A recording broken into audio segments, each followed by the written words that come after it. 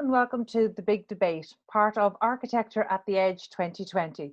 The festival is supported by the RIAI and the Arts Council of Ireland, and indeed by the local authorities in Galway and Mayo.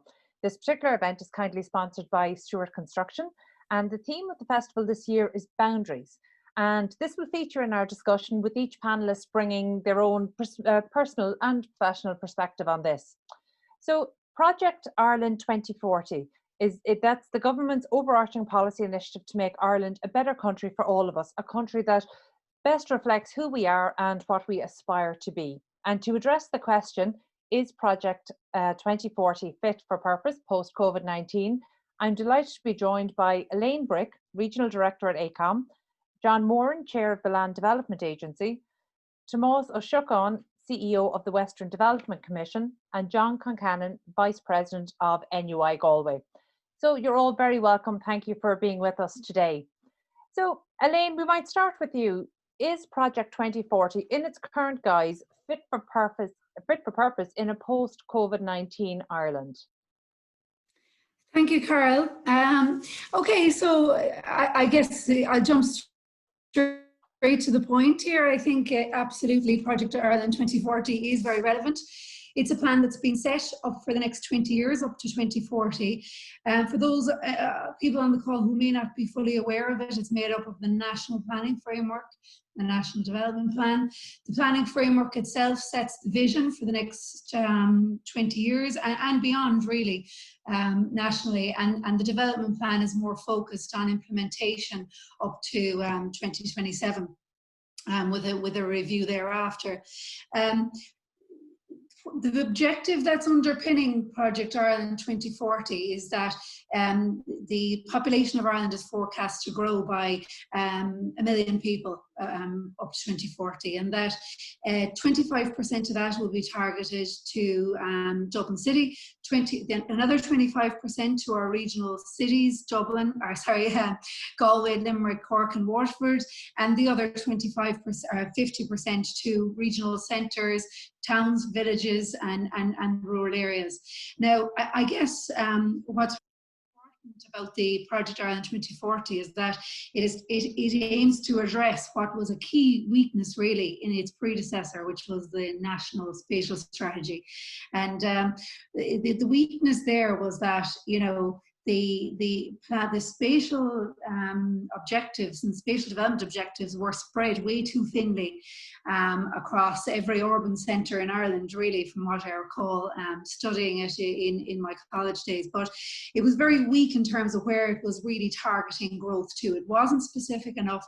And what happened ultimately is that Dublin grew disproportionately to the rest of the country. It left us with some very weak urban centres regionally, and at a level at which there's insufficient critical mass really to develop the types of sustainable cities and services and infrastructure that we'd like to see, and infrastructure that would be needed to counteract the dominance of Dublin. So absolutely. I mean, the key objective overall then of Project 2040 is this compact growth, and compact growth is one and the first of 10 major strategic outcomes for Project Ireland 2040.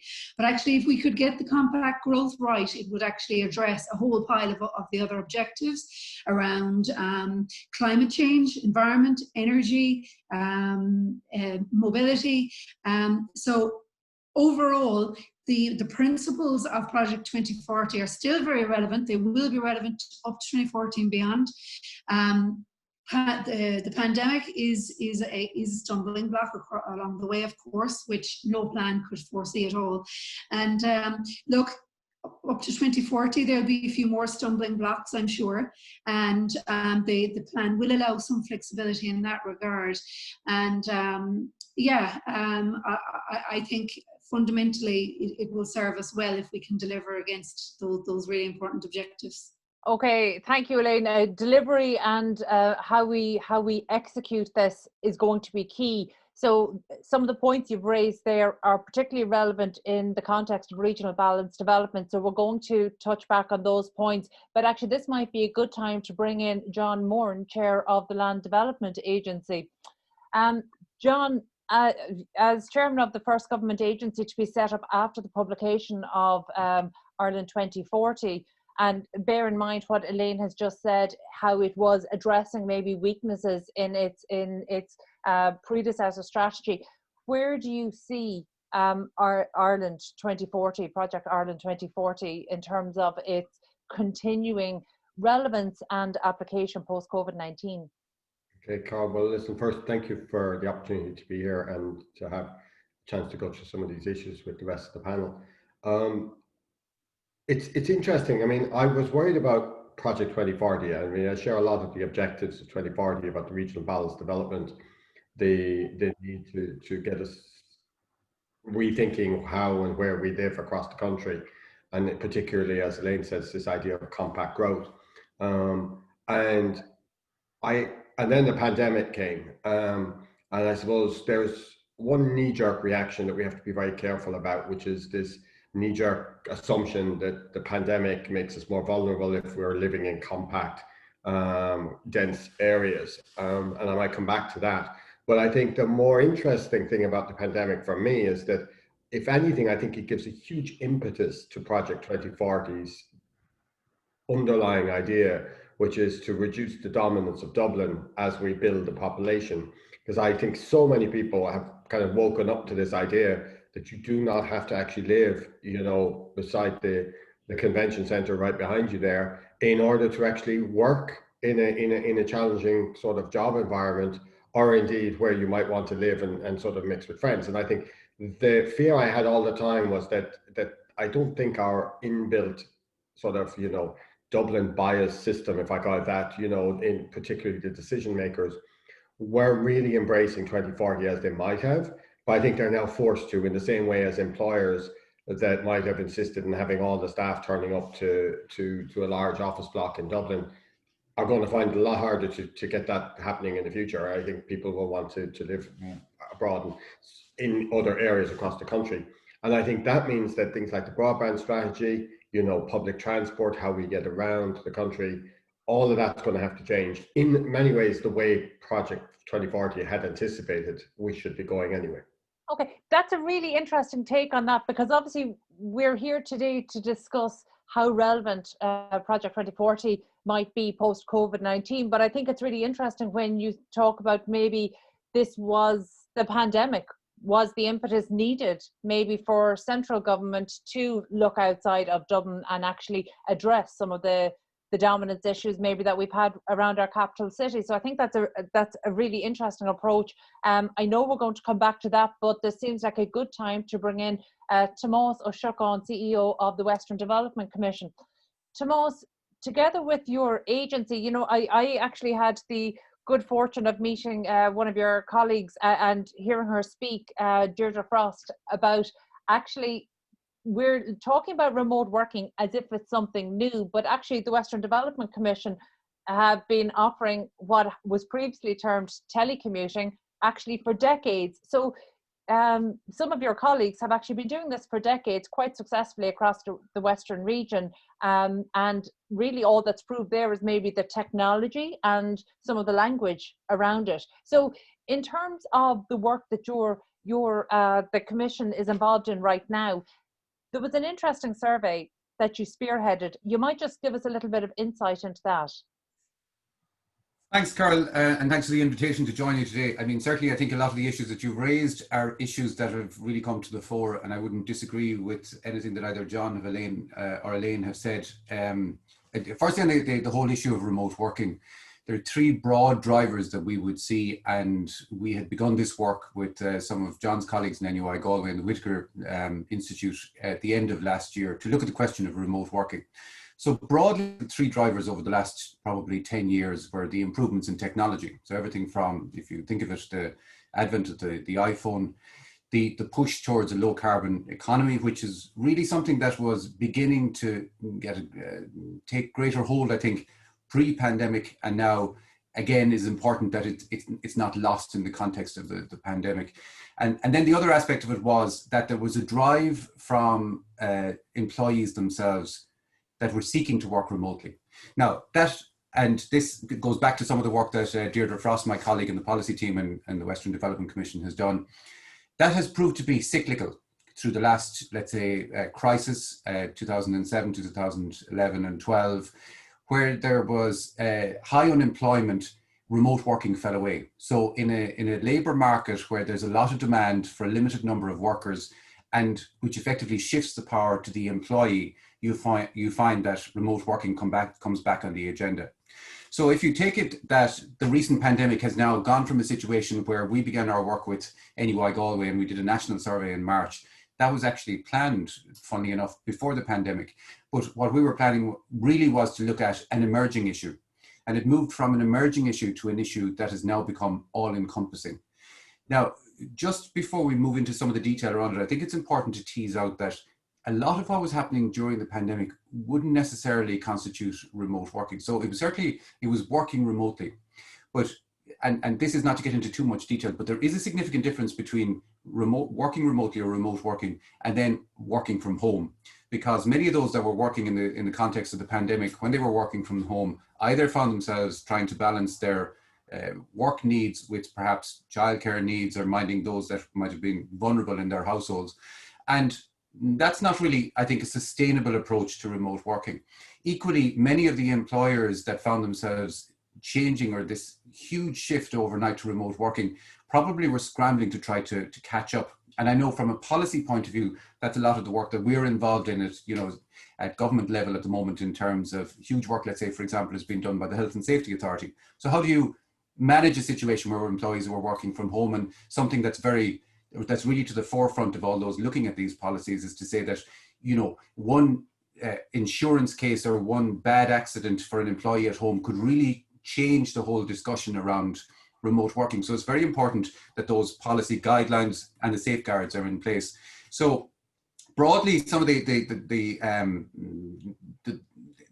most, I suppose, telling issue that came out of the survey was that there was a huge majority that were very favourably disposed towards remote working, 83%. We looked at the challenges, we looked at the opportunities, and that, like I say, was in the context of the initial phase of the pandemic. And actually, it's timely that you've raised the issue of the survey, because this Monday we'll actually be launching a second instance of the survey with the Whitaker Institute and NUI Galway to see what has changed and to examine, I suppose, what we can learn from what's happened since.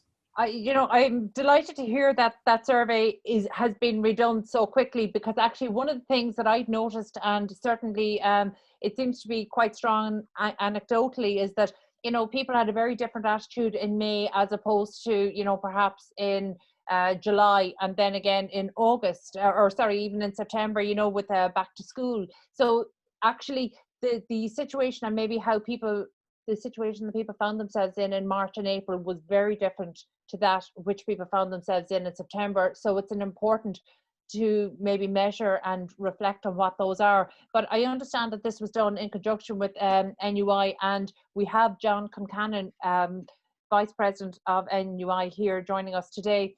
John, thank you for being with us today. It's apt that this conversation is about Galway. It should be taking place in Galway. Unfortunately, it's not. We're all spread in our own homes in front of the screen. Unfortunately, that we don't get to sit down in a room together in Galway and have this discussion. But Galway, of course, is a university city, and NUI Galway is a top 1% university. So, I suppose, how does that position the university to help shape the future development of the city? Well, hi, Carla. Hi, everybody. Thanks for joining. Delighted to be here at the Architecture of the Age event this afternoon. I think it's a very, the Project 2040 is a really ambitious project for the country. And as Elaine said at the outset, it's actually, as a lot of people on the call will know, it's an amalgam of two different initiatives. The National Spatial Strategy, which sets out, look, this is how Ireland broadly will move population-wise, with the sort of a planning for growth dimension of it, as in we'll have 1 million more people.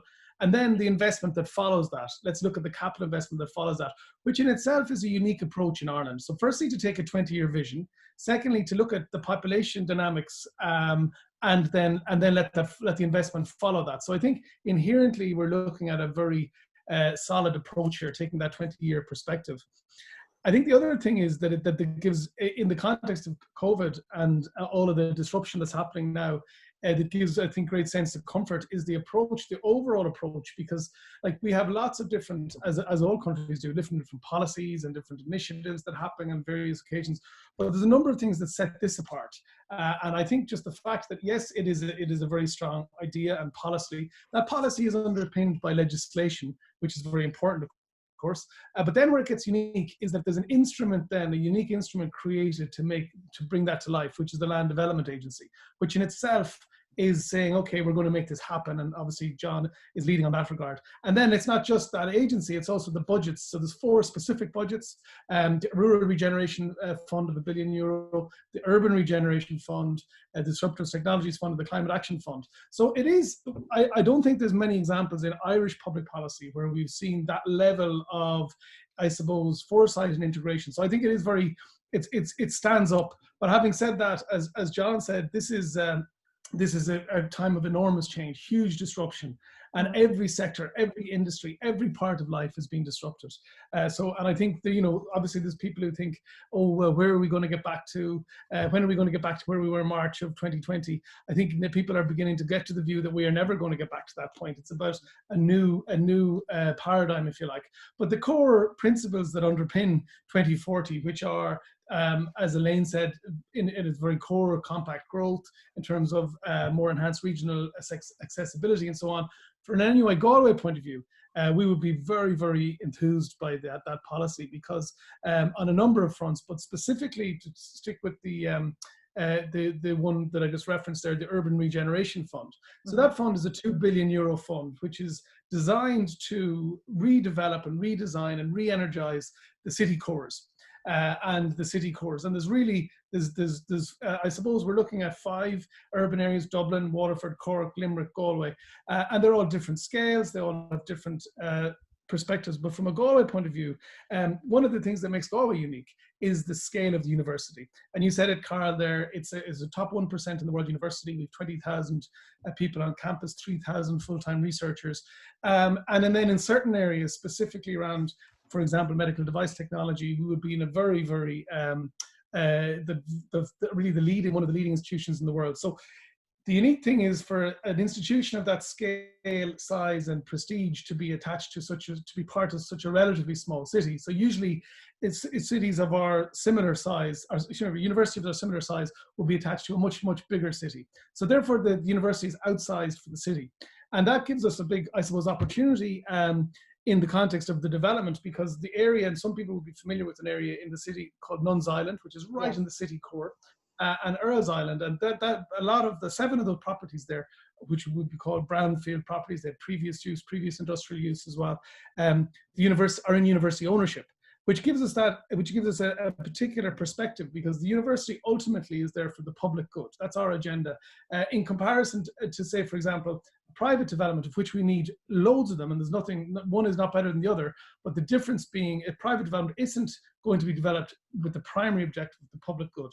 So the university's agenda is developing the public good. So we're intending, and we have made a application with the support of the Western Development Commission and others, and in partnership with the Galway City Council, to the Urban Regeneration Fund for a new innovation and creativity district. It's a €400 million project right in the centre of town, and the anchor tenant being the university. And what we would like to do is build a riverside campus, a new cultural centre, a new performance space, a new accommodation primarily for postgraduate students, new civic spaces, community areas. And that is really taking the principles of the 2040, which is about compact development in the city centre, mixed use with the citizen at the centre, sustainability as a driver. So, and the fact is that all of the issues and disruption caused by the COVID are only accentuating now, because we have to make cities a much better place to live, as is evidenced by some cities around the world, which are really, really challenging now at the moment as places to be. So the living cities is critical.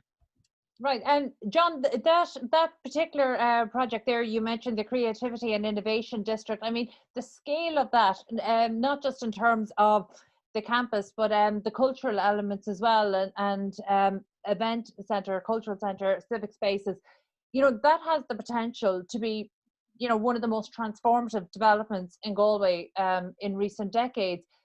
But has the ambitious plans of the university changed in light of COVID? Because obviously there is going to be, and I appreciate what you say there, that actually the disruption might actually work in your favor. But in terms of funding, in terms of the business model for development for the university, obviously with student accommodation, so much in the media at the moment, I think it's a fair question to ask. With ambitious plans like this, has there been any redesign of those plans or any redesign of the timeline of such ambitious plans in the context of COVID? Well, I think, I suppose the answer to that is yes and no. Yes, I mean, everything has changed with COVID. Universities all around the world, their model is changing. You're hearing language like blended learning and people learning online. And the Minister of Third Level announced just 10 days ago that all face-to-face lectures move online. So that has lots of knock-on consequences for student accommodation demand and so on. But inherently, looking at it just from a Galway perspective, I mean, when you mention student accommodation, there's a significant gap between demand and supply at the moment. So that's not an issue at the in the immediate term. Obviously, the enterprises on campus and other entities are going to have a big disruption. But I suppose the changes that will happen third level in Galway and Limerick and Dublin are similar to those trends that are going to happen around the world. But the big focus for us in this particular project isn't so much on the third level, which is a lot more leaning towards talking at people and talking, lectures and so on, and much more towards fourth level, which is research driven. We have currently 3,000 full-time researchers in NUI Galway, with the particular with right across the subject matter, but particular focus on medical device technology, climate, creativity and data. And those areas are, I mean, as Galway is the most westerly university in the European Union and very tied into the work of the European Union, all the climate and ocean agenda will only continue. In terms of medical device technology, you look at the linkages in the region with the likes of Medtronic and Boston and others, all sector doing very, very well. The data sector partnering with the likes of Western Development Commission, others, recent additions to the city like Rent the Runway and other data initiatives. So the areas we're focusing on have growth, but the whole thing is being disrupted for sure. But I think it does focus policymakers' minds on the need to really develop the cities as livable propositions, places to live first and foremost. And that's what I was doing. Super, thank you, John. And actually the concept of livable cities is a really important one that I want to make sure that we get an opportunity to discuss today. But just in the context of the Creativity and Innovation District, actually, John Moran, I might bring you in here because, something that I've heard you speak about before, which I think is very relevant to this conversation, you've put forward the notion of, whereas in the past, the government led by trying to roll out what they refer to as decentralization, but you have propositioned, a good alternative to that through re-centralization. And you might just explain briefly what that is in terms of a concept. Okay, well, you could probably be here the rest of the day, I suppose, to talk about this, but I'll try. You have 1 minute. 2 minutes, right? So, Okay. so I essentially start with a couple of different concepts, right? I mean, the first is that I think in the 2040 plan, the clear intention was to pick locations and actually help use government policy to drive them forward. And the type of growth that we're talking about is, I mean, we haven't seen that type of growth in these Irish cities for decades, right? I mean, you're talking about 50% of the population. I mean, I know you want to talk about it later, but just to give people an example, we launched a design review for a section of Limerick, which is going to have 10,000 people living in it. And everyone in Limerick is like, oh my God, this will never happen and that kind of stuff. But actually under 2040, and the same has to happen in Galway, Limerick needs to start 5 similar developments effectively now in order by 2040 to actually have enough new housing for 50,000 people to live in the city. And so the scale of change is unforeseen. The hope I have is that the 4 cities can actually start working together much more and in effect develop as a sort of a combined, almost interconnected urban space. And if you think about Ireland in that way, in the context of 2040, we now move away from trying to compare this capital city with 1.5 million people to Galway with 100 or 150,000 and Limerick similarly, to actually having those 4 cities now have over 1.5 million people of themselves. And particularly if you take the areas in between them, Tipperary, Clare and the rest. And that raises some serious questions for government about the distribution of public services. And so the re-centralisation idea was that we should really think very strongly about whether or not the country can move forward with, let's say, a commercial centre and an administration centre, or do we have one commercial, sort of half commercial, half administration, and the same in the other location. And things like decisions around the National Maternity Hospital, which I've been, often critical about the location of that on a beach in Dublin on a dark line, when there are more kids born across the country for whom that's an inaccessible location. John, can I just for the purpose of people listening in here, because, the first time I heard you talk about, decentralization versus re-centralization, I maybe didn't understand fully what you were proposing when you talked about there being a separate commercial centre and a separate administrative centre for Ireland. So at that time you explained, perhaps the difference between Washington DC and New York. And New York, yeah. So I guess one of the things that concerns me, and it's straying a little bit from architecture and that, but it's very much into the world of politics and society. One of the things that concerns me is the dominance in certain countries of the administration and the commercial centre being in the one place. And I think that creates this feeling of a them and us very much. When you look at other countries where you have, for example, as you say, in New York, a strong financial services centre, a clear West Coast, which is very different, but the decisions around the government are all happening in Washington, DC. There's kind of less of an elite, there's less of a risk that people are heavily influenced by big business and the rest, because there's a them and an us almost. The same happens in Australia with Canberra and Sydney and Melbourne, and in say Canada and others. Whereas countries like the UK, where you have a very dominant commercial centre and the same centre of administration, and indeed our own Dublin, means that there is that risk that you get into debates and you get into that feeling of the sort of the Brexit and the left behind and everything else. And 2040 is an opportunity to change that. And it will mean, and I think that's where COVID has really opened up some new opportunities, because it has reminded every Secretary General in the government departments how well they have been able to operate in the last couple of months through a crisis without having everybody in the same building, or even being in the same building as the ministers. And I think that's an opportunity for us to rethink public service and the delivery of it. Of course, I'm in Limerick, so I would say everything should be centralising into Limerick, because it happens to be physically in between Cork, Limerick, Cork, Waterford and Galway. But what's more important is that we get those 4 cities imagining what they would do if they were given all of the spoils, so to speak, and how they would divide them up evenly and between the other cities, playing on their strengths. So I've always been arguing that RT, for example, should be taken out of Donnybrook and put into Galway. You could clearly decide to do that now in the morning and save a load of money, and Galway would have a much better, cultural offering caused by that. And more importantly, the vision of Ireland that we get from RTE would be very different, because it would come from outside Dublin. Do you mean that they wouldn't be able to do as many interviews on the steps of Dáil Éireann? They could do all the interviews they want to Dáil Éireann, but does FM have to be produced and delivered in a studio in Donnybrook? Does the, I don't know how many times I've gone on the Tonight Show and everything else on TV3, which is the same, but from here, in Limerick now, so it's just as easy to move the whole thing across to the other side, and I think we have to rethink those decisions very much. And so re-centralisation is about the sort of, it's not the decentralisation of Charlie McCreevy, where we threw a little bit to everybody, as Elaine said at the beginning, following the NSS, and in fact it was a little bit worse because they gave a lot of pieces of government departments to the towns that lost out in the National Spatial Strategy, not even those that had them. But now there's an opportunity to rethink as we grow our population. So the Centre for Infectious Diseases, for example, why should that be in Dublin? It could easily be attached to the University Hospital in Galway.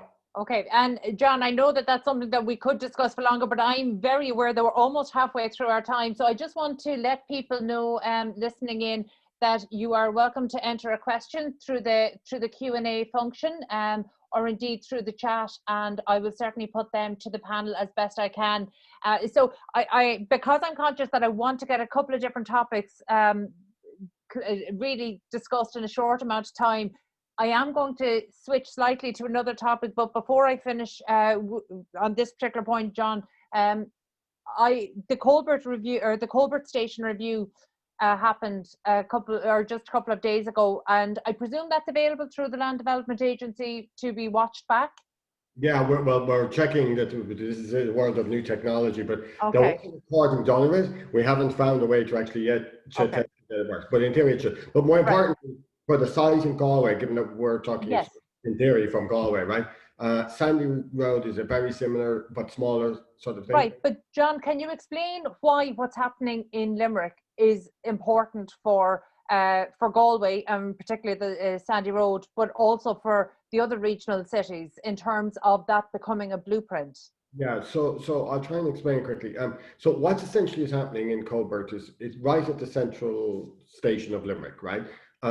We identified 100 acres of land that had effectively not any housing on it, very little, mainly disused sort of, brownfield sites, a bit like the stuff that John was talking about earlier in Nuns Island and the rest, except that the idea is to create a sort of a city within a city, a neighborhood within a city, a walkable city, a livable city, and have perhaps up to 10,000 people living there, and also have office space and the amenities and everything else that goes with that. And it may be the first time that I can certainly recall the state having that much land that it designs a master plan for. And we got lucky in a sense because it was already in the ownership of the state between CIE and the HSE and the Limerick City Authority.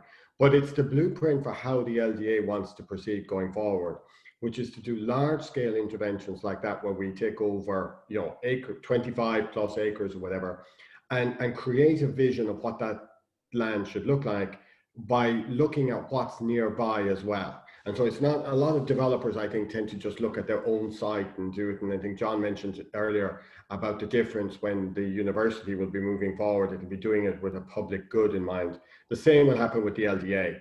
And so we'll have social housing, affordable housing, amenities, all situated there. But it's really testing, by producing some of the best housing that I think will be produced in the context of this initially, we can test people's appetites for actually living in the way that actually Project 2040 wants them to live. Okay, and we're going to touch on the issue of housing, but actually I'm going to take something from your paperwork there in terms of Colbert Station, but actually bring in Elaine Brick of AECOM on this, because one of the suggestions there was a light rail system for Limerick, and I think that that's interesting from the point of view that a light rail system was found not to be feasible in Galway. So Elaine, you might just talk us through, we were aware that Galway has a massive commuter footprint, and that's despite some of the great aspirations that have been set forward under the Galway transport strategy. But despite that strategy, very little was implemented. So let's start maybe by saying, from the Galway transport strategy, why was so little implemented, and what can we do about it? Well, Carol, everybody loves talking about traffic in Galway anyway. There's a lot to, everybody has experienced it at some stage or another. But look, there is a vision and a plan there to reverse the issues that we're experiencing. The Galway Transportation Strategy was adopted in 2016. It's a 20-year plan, so we're 4 years into it now. Yeah, look, I mean, the delivery has been slow, and but it's not easy either. We have a city which is medieval, an old medieval city that, has suffered massively from lack of investment in our transport network. Nothing has changed about Galway's transport network in the past I don't know, maybe 40 or 50 years since the Quincentennial Bridge was built. When was that? It's majorly suffering from lack of investment. And when you look at Project Ireland 2040, where we're looking to expand the population of Galway by 50, 60%, it's absolutely, there's no way we can continue as we are. We need development and delivery of that transport strategy. And that plan is based around improvements in infrastructure for sustainable transport. We need to move higher numbers of people quicker, more effectively than by car, basically, and to make sustainable modes more attractive. So what that looks like in Galway, basically, is that the radial corridors that you have coming into Galway, what's proposed on them is bus connects, or really what it's like is bus rapid transit, which is based on a segregated corridors, high frequency services, platforms and stations that are something like you would see on the Lewis. So it really has, it looks like a light rail service, but it's built for lower levels of demand, basically, and lower cost to deliver. The idea is that would be on all the radial routes, park and ride on the peripheries, on the Tuam Road, in Moran and Apnacara. That would touch off the regional demand, and development of a cycle network and greenways. So there's no shortage of plans. Many of them are, of those schemes I've mentioned, are at advanced stages of design, but we need the Galway City Ring Road is absolutely detrimental to delivery of the transport strategy and sustainable elements, because if you're going to deliver those BRT corridors on the Dublin Road, for example, where is the traffic going to go? Where is that cross-city traffic going to go? Cars are not going to disappear in the future. We have one functional bridge at the moment. We need another crossing, and therefore the Galway transport strategy and the N6 outer ring road, both of them go hand in hand. A light rail for Galway, you mentioned. Yes. I mean, if you had all the money in the world, you could deliver it, no problem. But investment in Ireland and infrastructure and investment is made on the basis of sound business cases, and light rail generally is built for cities that can generate a type of demand of a minimum 4,000 passengers per direction per hour. And Galway would have nowhere like that. You'd be looking at somewhere around the 1,000 to 1,500 probably.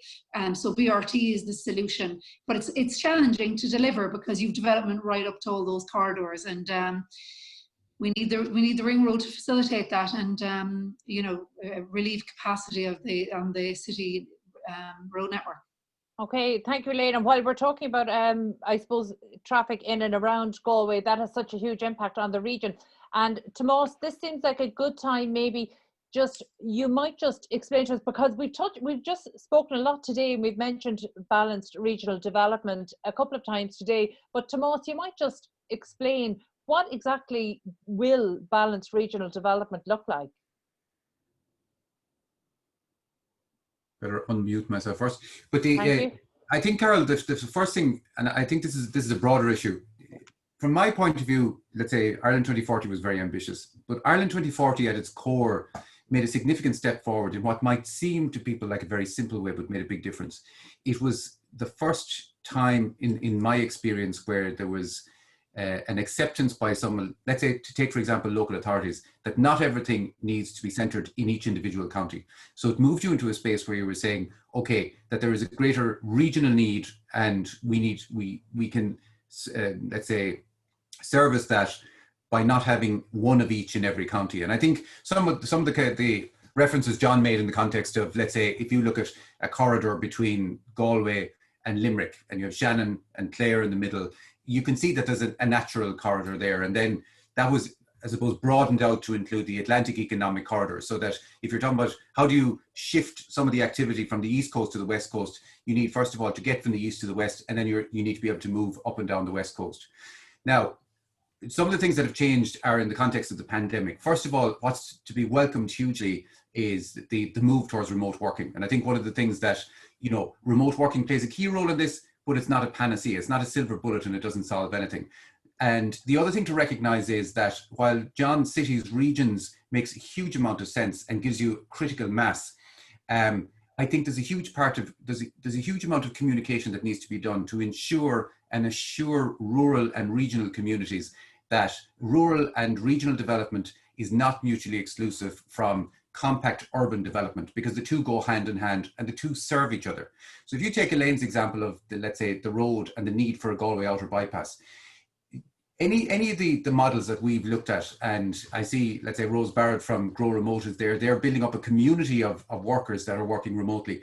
But the broad consensus seems to be that this will be a hybrid model. So you'll need a number of days a week where you travel to either a city location or something more central. So you need access. So by taking some of the people, taking the need of having everybody in an urban area every day of the week, you can reduce congestion.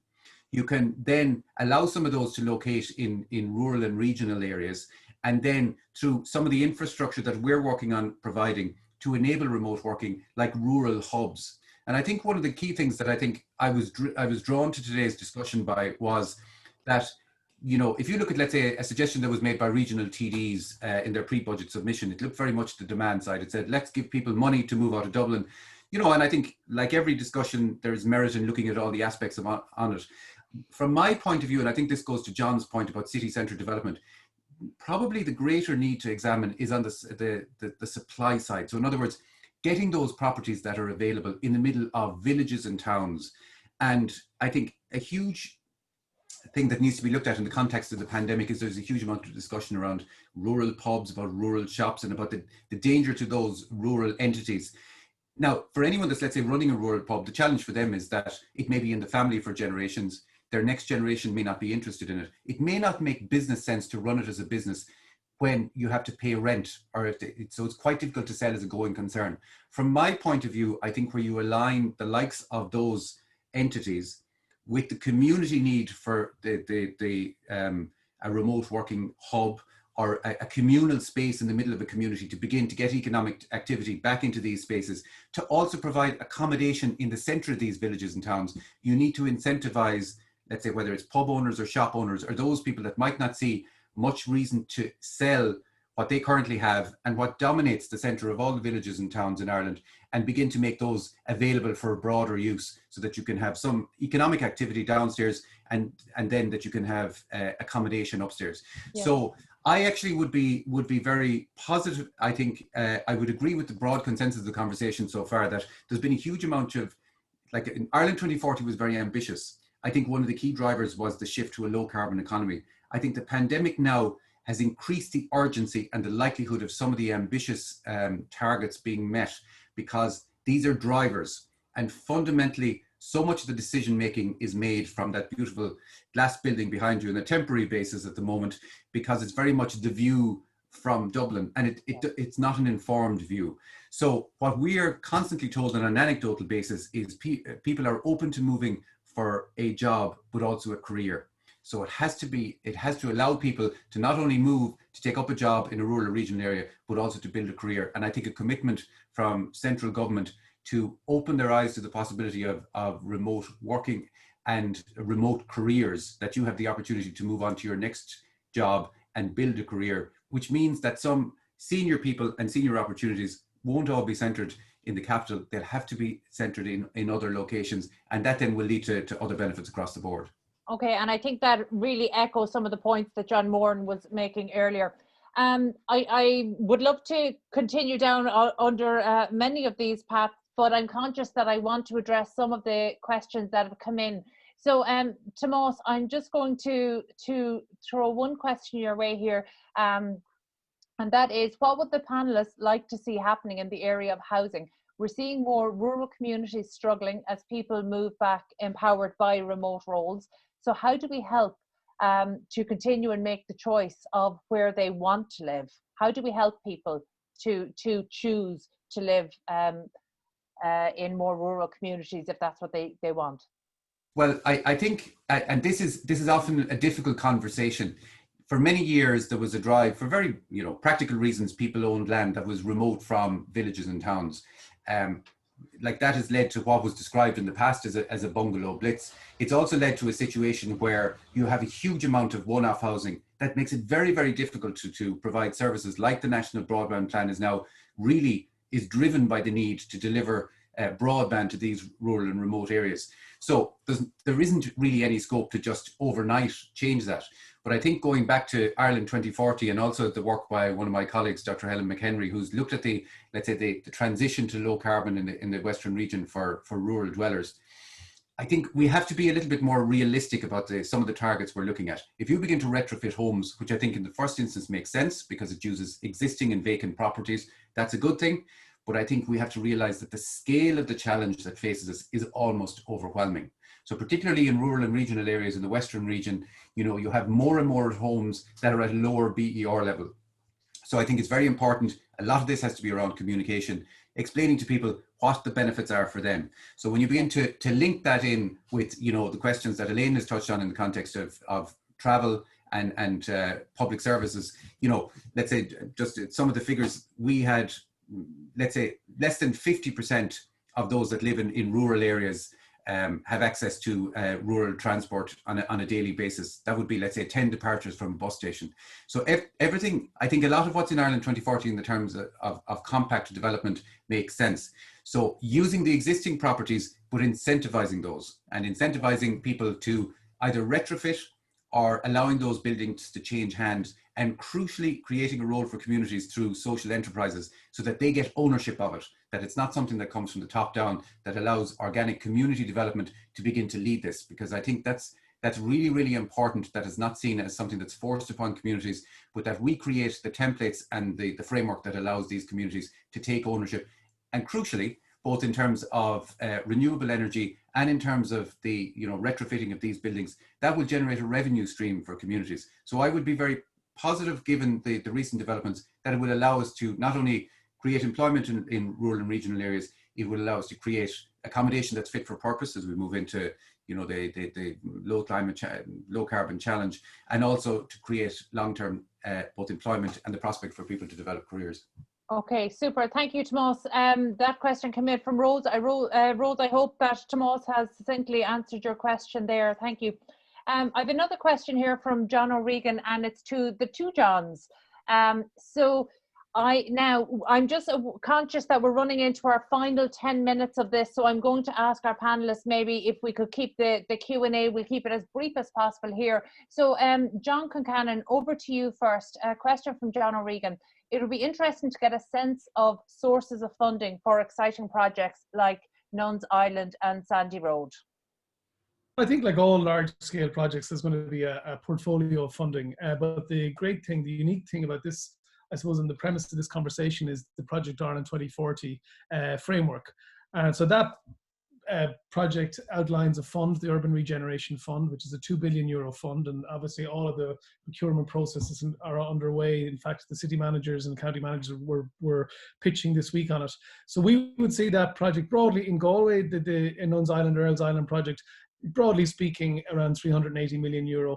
We would hope that we can secure around 280 million of that through the Urban Regeneration Fund, and then the balance of 100 million will come from the university's funds, commercial partners, and other investors and philanthropy. And the good news is we've started those conversations with other investors, and we've already got a very, very warm response. So I don't think money is going to be the blockage here. There's plenty of access to finance. It's sometimes hard to get.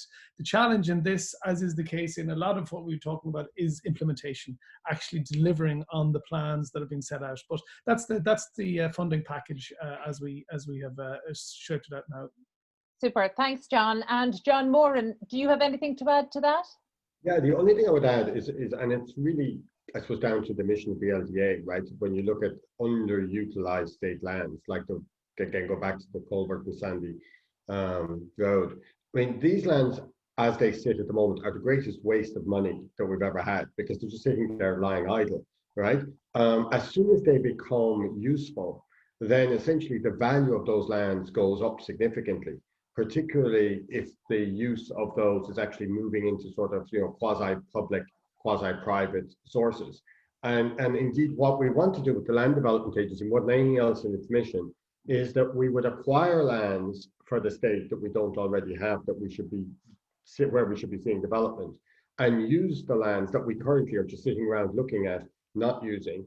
And by giving them the right zoning, by giving them the right master planning, the increase in the value of those lands itself will in fact help to fund an awful lot of the infrastructure that needs to be put in place. Whereas in the past, what we've tried to do in Ireland, which is what is supposed in many ways the LDA is such a major change to, is that we tended to just allow the councillors and the development plan to just change agricultural land to development land, huge increase in value in the private sector, which we then try and recover with development levies and everything else. And that's why you often see that the infrastructure follows housing as opposed to the other way around, which is where it should be.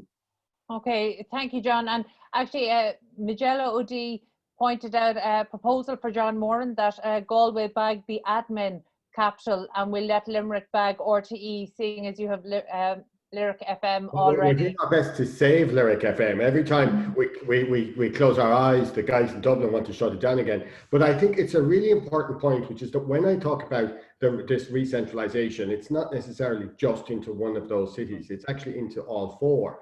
And so it's a case of letting the cities play to their strengths in this circulation. The real decision for me is once it gets out of Dublin 1 and Dublin 2, that's already a victory. I don't care if it even goes to Cork, and I'm a Limerick man to be saying that means a lot, right? But that, I think, for the country as a whole, putting aside GA jerseys is really important, and we need to be working together. And it's not even just competing with Dublin. Dublin needs to thrive in order for us to do it. And I suppose one thing we haven't talked about is the huge challenge that Dublin is probably facing more than any other place at the moment in a post-COVID environment. Just because we have architects listening, I guess they were the ones that taught me this concept of polycentric development, which is really important. We have tended to approach the development of the country and indeed the development of Dublin on a sort of a centric basis, which makes it very difficult to get people around. They have long commutes in. Whereas if you do the polycentric development of both larger urban spaces and indeed the country as a whole, then public transport becomes a much more useful way to get around, because you're basically moving from node to node. And I think in a post-COVID world, it's perfect because everybody starts to live in 15-minute neighborhoods, whether it's a town like Rossgrey or whether it's a neighborhood in Galway or in Limerick or in Cork. And that becomes your home. I mean, that's where you live, you work, you do most of your life, and you travel rather infrequently to other areas. Okay, and then Elaine, I might bring you in on that point there. In terms of the strategy that's there for transport at the moment, what John is talking about, the polycentric design, is that something that would aid the transport strategy? Yeah, absolutely. I suppose we're talking about Galway specifically here, but a lot of all the regional cities will have a similar problem at the moment, in that spatial development over the past few decades has been towards sprawling and towards our rural areas. Development out towards Oranmore, Moycullen, Barna, Clare Galway, it's been very dispersed and very hard to serve via public transport. So, at least within the metropolitan area of Galway, if we can, and Cork and Limerick, if we can use that polycentric, but absolutely at a national level that works as well. I think we just need to stay very focused. The NPF has outlined a number of major infrastructure projects in relation to public transport and on the road network, actually, that were there under the previous plan. If we look at Dublin Metro North, for example, we hit the recession the last time, a lot of the projects were shelved.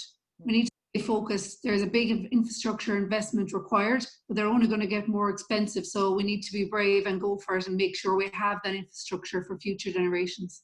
Okay, and sorry, come ahead.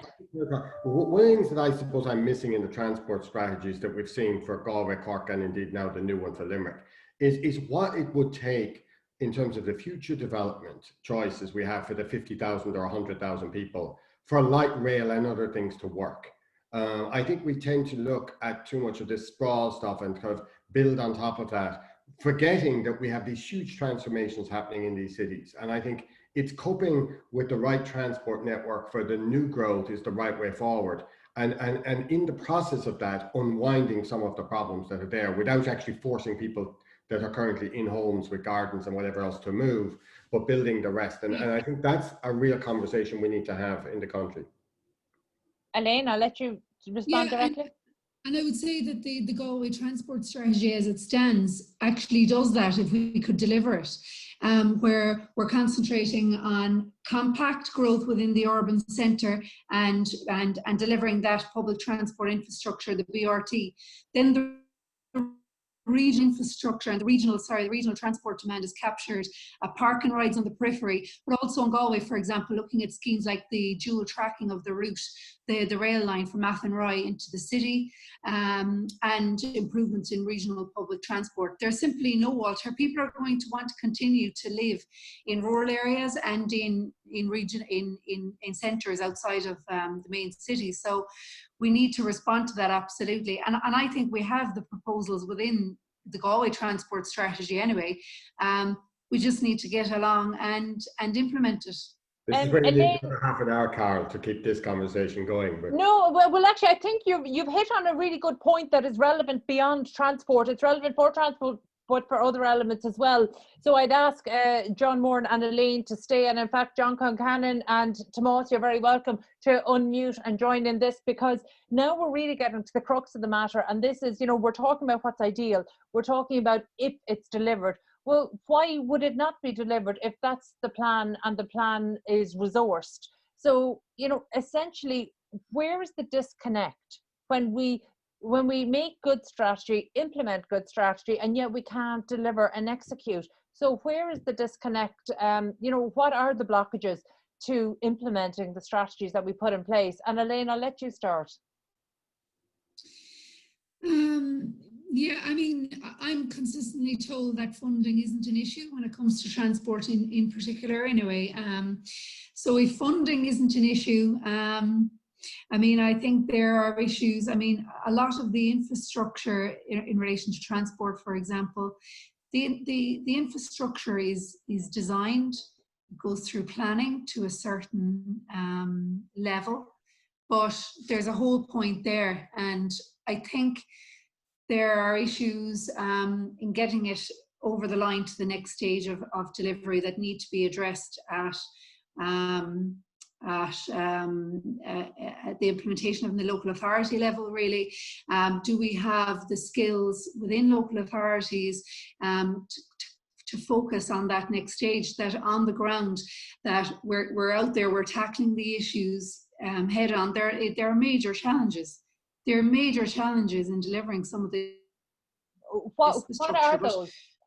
It'll be the land acquisition, for example. There's stakeholder issues. None of these are nice challenges to address, but we need to, our implementation teams need to be fully equipped and to deal with those so that we can move on. It's fine to design them. Designing them where you get to the first stage of design, you can do it behind a closed door, and that's fine. Then you go and consult. But it's the next stage after the consultation, getting there. It is difficult. I see that's where there's too much of a delay. Yeah, I think there's a lot of a skills gap maybe in that regard. We lost a lot of people during the recession and around civil engineering. Is that an issue perhaps? But in my experience, that's where I see the blockages. Okay, thank you, Elaine. John Concannon, I'm going to bring you in here because there are so many different challenges to implementation, but the one that I'm going to direct your way is in terms of public engagement. What are we getting wrong with the messaging that people don't see the benefit of regeneration within their communities? And this is particularly relevant for the Nuns Island development that NUIG are proposing. Yeah, I mean, I don't know, Carl, if people don't see that. I mean, we haven't experienced a huge pushback yet on that particular project. But I think to answer the question in terms of the what are we getting wrong, I think we look at it a little bit differently. We're getting an awful lot of things right at the moment. I mean, the very fact that we have a project like, or an initiative like Project 2040, as I said at the outset, and the unique thing there that we have instruments like the Land Development Agency in place. So we're baking in for the first time actual implementation mechanisms, not for the first time, but it's not the regular occurrence. But I think really, you know, so we have and also it's worth noting that the whole 2040 program survived a change of government. It's very central to the new program for government. So for the next 5 years, it will continue on. So that's something for us to be mindful of. But I think overall, there's three things I'd like to think we should be focusing on. One is that we need, I believe we really need projects of scale in the regional cities in particular. And I mean, Colbert is a very good example. 10,000 houses. I mean, Tomás was talking about housing a second ago, but I mean, 10,000 houses in that particular project. In the Nuns Island project, similarly, the scale that will bring and the multiplier effect off that. So projects of scale will move the dial, and projects of scale will create a multiplier effect. The second thing is about that interconnectedness between things. And, you know, and John talked about the County Jersey. You know, we're all very much busy to say how things are different than everything else. But like the reality is there's the more there can be an interconnectedness between Galway, Sligo, Limerick, Cork, Waterford, the better. I think organizations like the Western Development Commission do a really good job at tying up that overall narrative. But it's that sense of, yes, we compete, but there's a lot more in common than the competition. So almost a co-opetition. And because the scale of Dublin is so bigger than the rest of, no one other part of the country can really hold a candle to Dublin unless you bring that sense. And that requires leadership, real leadership, civic leadership, political leadership, business leadership. And the last point really just ties that up, is about implementation, is that we really need to focus on implementation. And I think, to Elaine's point, if there's an area Ireland and lots of other areas of public policy in other countries haven't been as strong on, is implementation, that implementation deficit. And I think, you know, if we all said, as we do think this Project 2040 is a really, really good idea and a good project, well then maybe focusing implementation would be the most sincerest form of flattery then. Okay, very good, John. And actually that ties in with a question that has come in from Rachel Stewart, and that is what about a collective alternative offering to Dublin? So polycentric thinking is the key to success. And do our panelists have any ideas on how to speed things up in Galway to achieve these shared visions? So essentially, the collective alternative offering to Dublin, that's what our 4 regional cities represent. And polycentric thinking is the key to success. So from across the panelists there, and Tomás, you know, you might have a particular perspective on this in terms of how to speed things up in Galway and maybe achieve a shared vision across the regional cities. Well, I think I would echo what everybody else has said, and I suppose one of the points I made at the outset in the context of what I would describe as joined up thinking. Now, I know people would say that's a tired phrase and it's a hackneyed phrase. Really, 99% of the time it goes no further than that. A huge part of it is around communication. And I think, to be honest, there is, in my experience, there's a huge amount of communication at levels within government and within the agencies, let's say, that work with government. And there's a clear sense that people know what needs to be done. I think, to be honest, that it's important that people accept that things do not happen overnight. And this isn't an easy thing to say, but I think that people almost expect overnight changes. And if you look, let's say, if you take the example of Galway, where there's been, you know, ongoing underinvestment over an extended period of time, people raise the issue of the HSE, you know, in that huge, let's say, progress was made in a very short period of time because of the pandemic.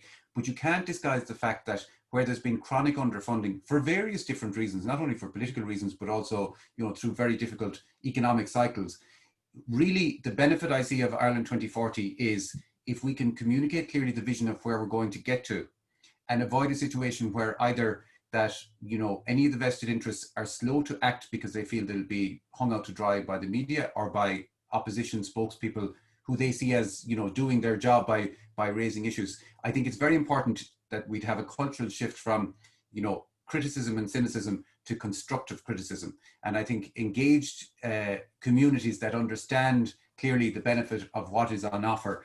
So I think, you know, joining up the dots and much clearer communication. And I suppose to finish with an example that is a practical example, as I mentioned earlier on, we looked at the low carbon work and, you know, this infrastructure of over 100 hubs we currently have along the Atlantic Economic Corridor that we see as, you know, the first step in the national rollout. There's a lot of discussion about the rollout of infrastructure for electric vehicles.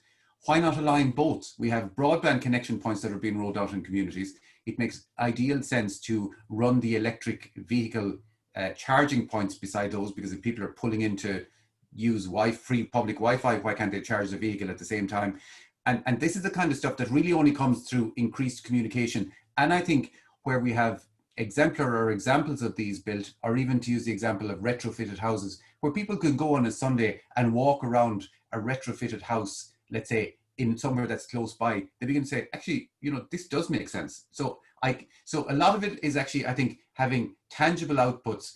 And I think some of the fantastic work that's been done by the Land Development Agency, when that will become a reality and people will see ground being broken and things happening and are made more aware of the progress that is being made, because huge work is being done. So I think a huge part of it is joined up thinking, but also communicating the progress that is being made, and trying to shift the conversation around what is possible in a fixed period of time and how to use the available resources to do that. Okay, that all makes sense, Tomás. Thank you. Now, there's a question here from Brendan Mulligan. Could we plan for development of the brownfield and regeneration lands around Eyre Square, Camp Station and the harbour in the same way as Colbert Station? They're being planned by developers, and the Sandy Road lands are within 1 mile from Camp Station. So, John Moran, you might just come in on that point there. Could we plan for the development of the brownfield and regeneration lands around Eyre Square, Camp Station and the harbour in the same way as Colbert Station? Yeah, I mean, look, some of the difficulties is ownership of land. I mean, there's new legislation going through it in the Dáil at the moment for the Land Development Agency that should allow us to have compulsory purchase order powers, which will allow the assembly of larger sites than is historic, particularly in older parts of cities, because a lot of land has moved around. It's not with the state anymore. And I think that's a necessary part of it. The Sandy, so the road one is, say, 25 acres. It's about 1 mile, if I'm correct, from Eyre Square. And the idea is that we can create a whole community there and people can cycle backwards and forwards into town and use the existing sort of neighborhoods around that and the amenities to do that. In theory, the development plans of the local authorities should actually be leading and doing this. And they should have a better sort of sense of how the cities, if we stay on the cities at the moment, should develop and grow. Because there are choices that somebody's got to make all the time. I mean, if your population is growing, does it grow to the east of Galway, the west of Galway, the north, or even the south, and the same in all the other cities? And those decisions have to be dictated by and accompanied by spending of infrastructure and everything else. I mean, at the moment, we have a major problem across the country, but we haven't invested enough in water because nobody wants to have water charges, which means that we have restricted spending.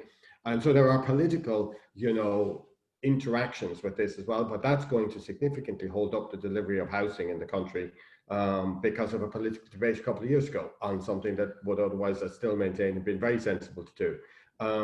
And how we go about that's going to be really important. But I suppose maybe I'm the negative one on the program here at the moment. I mean, I don't think that people have realised how indifferent the development of Dublin has been to the rest of the country. And John was talking earlier about the Urban Redevelopment Fund of 2 billion, right? We had a crisis in the last couple of months, and we have found 30 billion to deal with that crisis, right? We had a crisis in rural Ireland. We've had a crisis in these cities that haven't been developing. And you would have been laughed out of government buildings if Tomás and I and John and others had gone up and said, we want the government to borrow 30 billion to solve the other 4 cities, to put in the right type of infrastructure, the right type of large projects that should have gone there. And I think we as a country need to make some really big decisions. We have got out of an economic crisis. We have some large scale stuff to do. And I suppose Elaine was speaking more in terms of the science around transport. But I think that there's actually a way we can get real investment in transport, real investment in education and public services to lead in creating a totally different Ireland. But it's now going to be a lot more difficult. We've just spent 30 billion on a COVID crisis. But the questions we should be asking is whether we need to spend another 10 or 15 billion in the course of next year and accelerate the delivery of this kind of infrastructure. Because we're about to go into a major unemployment crisis. it's the right time to do this. And to really drive this stuff forward, you can't do it with too little money. I mean, the reality is that John can be focusing on the thing in Duns Island. We need another 10 John Concannons in Galway, looking at 10 different projects at the same time. And the other thing is, we need devolved decision making. So the budgetary, I mean, the idea that you have to go to Dublin to ask if you can spend money on Duns Island, you know, is crazy, right? I mean, I only hope that the Galway follows Limerick with the DEM plebiscite and elects a DEM, because at least then we can have a small number of mayors going up to Dublin and telling them just how ridiculous the whole situation is. Sorry, John, just for anybody who might be familiar with the acronym, you're referring to directly elected mayors? Yeah, so we had the plebiscites, and my great disappointment was that Waterford and Cork were very close but decided not to go ahead with it. And so Limerick is the only city with a directly elected mayor coming through next year. And then the idea is, I think, that they're going to ask Galway if they would like one. And the power of having just two individuals able to sort of launch up to sort of Dublin, representing all the people of Galway and all the people of Limerick, and effectively all the people of Clare in between, would hugely change the situation, because then you could get proper delegation of authority, and a portion of the urban, you know, fund, that there should be a $2 billion fund for Galway alone to actually allow it to develop these kind of things, and the other cities as well. And therefore an allocation of goodies, if you want to call them that, or allocation of hospital facilities and everything else that move outside Dublin. And essentially the idea would have been, is that you'd have had the four mayors go into a room and not come out and say, decided how to spread them around. But the only thing that would happen is it couldn't end up back in Dublin. Yeah, okay. John, we probably don't have time to get into that any deeper, although there's a couple of things there that I'm sure, there's a couple of points you made there that I'm sure people would like expanded on. So apologies that we don't have time for that today. Just there's a final question there. It sounds like the Garden City model that's needed everywhere now to facilitate polycentric living. Now I'm going to throw that out to the panel, because I'm certainly not a planner. My understanding of the Garden City model, that it's effectively the main urban footprint is within a green belt, similar to the way Dublin is within our M50, which so I'll throw that out to the panel. Maybe Elaine, you might have an opinion on that. Yeah, the Garden City model rings a bell from my my college days for sure. Yeah, I mean, look, it's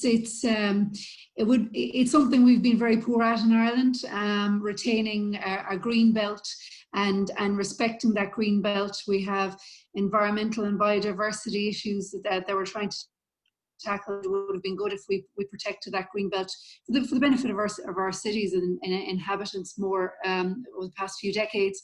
The polycentric model we've already talked a lot about. It's something we need to be working towards. It's a sustainable model, especially for transport. Yeah, I think we've covered a lot of that earlier, Carol. Yeah, no, that's fair enough. Thank you. And just before we finish up, we didn't spend as much time as I was expecting us to spend on, given our changing attitudes towards remote work, we haven't spent as much time discussing the hub and spoke strategy. So Tomás, before we finish up, you might just give us a very brief overview of that and just what the likely impacts are going to be for the Western region. Well, the immediate thing is that the first question that we're being asked on an ongoing basis is how many people want to move. So part of the work that we had done with NUI Galway earlier in the year was to identify, let's say, the challenges and advantages. So the advantages broadly are no traffic and no commute, the reduced costs of going to work and commuting, and greater flexibility and autonomy in how you manage your day. The challenges, not being able to switch off from work, and that seems to be something anecdotally that has increased, collaboration and communication with your peers, and then the poor physical workspace. So that has helped us inform us in the kind of hub and spoke model as to what's needed. So again, going back to my earlier points, the rural hubs are very much focused on providing an office type scenario where people can go to work that is within reach, but is not in their own home. So it means good coffee, it means a health and safety standard that's acceptable to their employer. It means that we're looking at, creating a network of these both in the region and nationally that will allow for centralized billing. So if you are, for example, Google, and you have 100 people in 100 different hubs, you can pay one bill at the end of the month rather than an ongoing basis. And then more broadly, we're tying that in, that physical infrastructure, and raising the profile of the work with some of the needs tied into it. So when you begin to move, and with this, we're working on Grow Remote, we have town taster sessions where people can ask questions about what's a good school, where do my, what childcare can I get, all these kind of questions that crop up. We're also launching next month what's called a Tallon tool, which will identify roles that are at senior positions, both for those living nationally and for the diaspora who want to move back. And also, let's say, particularly for those FDI companies that want to locate along the West Coast, it will answer the question, how many software developers are available in Sligo, for example? How many HR professionals are available in Limerick? That kind of thing. So a lot of what we're doing, interestingly enough, and this is goes back to John's point earlier on about the data-driven insights, we're trying to create a bank of data that will allow us to make informed decisions, and then move that into real-time data. So on a day-to-day basis, or on a week-to-week or month-to-month basis, we'll be able to monitor what's going on and then respond. But I think this, to be fair, has been highlighted in the government's programme for government. I think there's a lot happening in the space right now, and I would expect that we will see significant advancement in the whole needs and wants around remote working, and the infrastructure in particular between this and the end of the year. And then I think there's a lot that we can build on that as we move forward. Once that network is established, everything like labour market activation, those earlier ideas I talked about in terms of empowering communities to make their own decisions and use the increased economic activity. So I think there's a lot happening, and it's a very positive space. But again, it's important, it's part of the solution, it's not the complete solution. So I think that's an important point to get across as well. Okay, that's great, Tomás, and I look forward to reading the new results, or the updated results of the survey when they are available next week. John Concannon, before we finish up, you've outlined that together with your team, you have responsibility for what might potentially be one of the most transformative projects in Galway City at Nuns Island. What systematic changes do you need to see made in order to make sure that actually gets delivered? Well, I think the good news is, Carl, we haven't yet encountered any major blockages. Like the system is working as planned, working through the local authority, working through the URDF. But I think looking down the line a little bit, I think it's just to borrow from what John Moran was just talking about there, is really it's about projects of scale.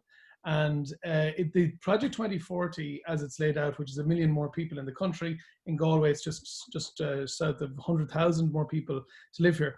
It just cannot be possible without projects of scale. And projects of scale require people to make that paradigm shift from incremental funding to, okay, well, we need to really think about this differently.